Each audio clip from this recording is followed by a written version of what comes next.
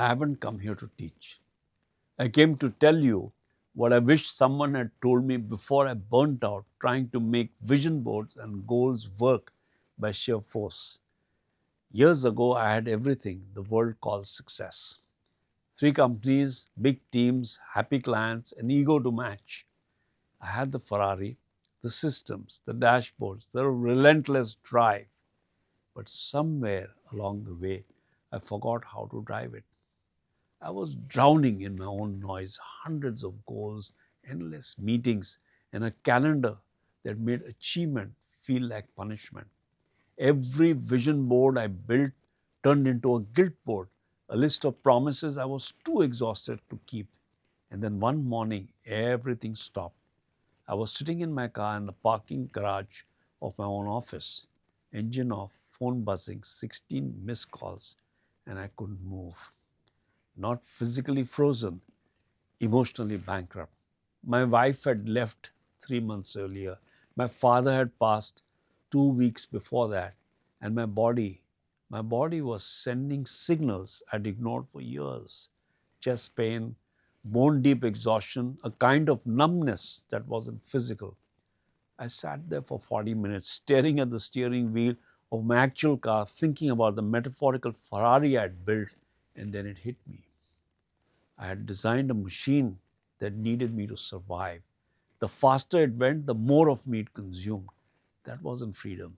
That was a prison on wheels. Researchers at Stanford spent 15 years studying founder burnout. What they found changed how I see success. 63% of scale stage CEOs show clinical burnout symptoms. But here's what's haunting: it's not the long hours that break them, it's the architecture.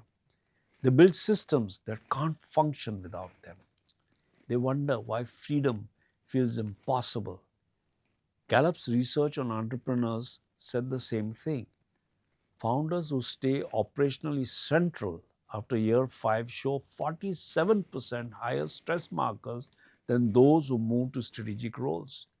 The Ferrari runs fine, but the driver is bolted to the seat.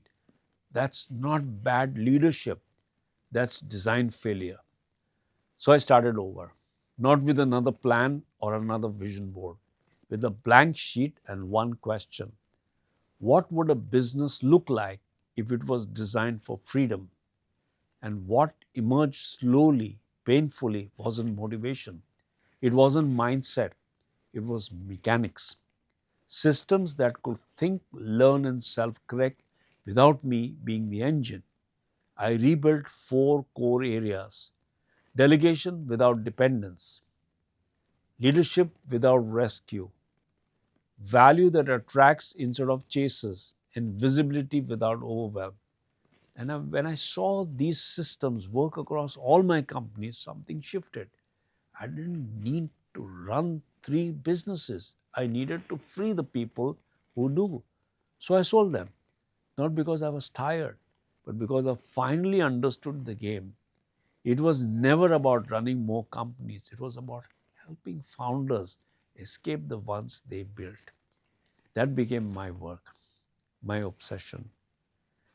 I understood the physics of why smart people build beautiful prisons and call them companies, why vision boards inspire but don't liberate, why goals motivate but don't sustain. And what I discovered became these 12 laws, the physics principles that govern whether your Ferrari frees you or consumes you. In each law, I'll share one story of a real founder or CEO who built their Ferrari, crashed it, and rebuilt it for freedom. Each story will help you see how to make that same shift in your own business and your own life. This isn't theory. It's the truth I learned from the school of very hard knocks. And if you let it, it'll change how you build, how you lead, and how you live. So let's start with the first law, because everything starts with motion. The dangerous, seductive, exhausting illusion that busy equals progress. That's the law of false motion. And once you see it, you'll never unsee it.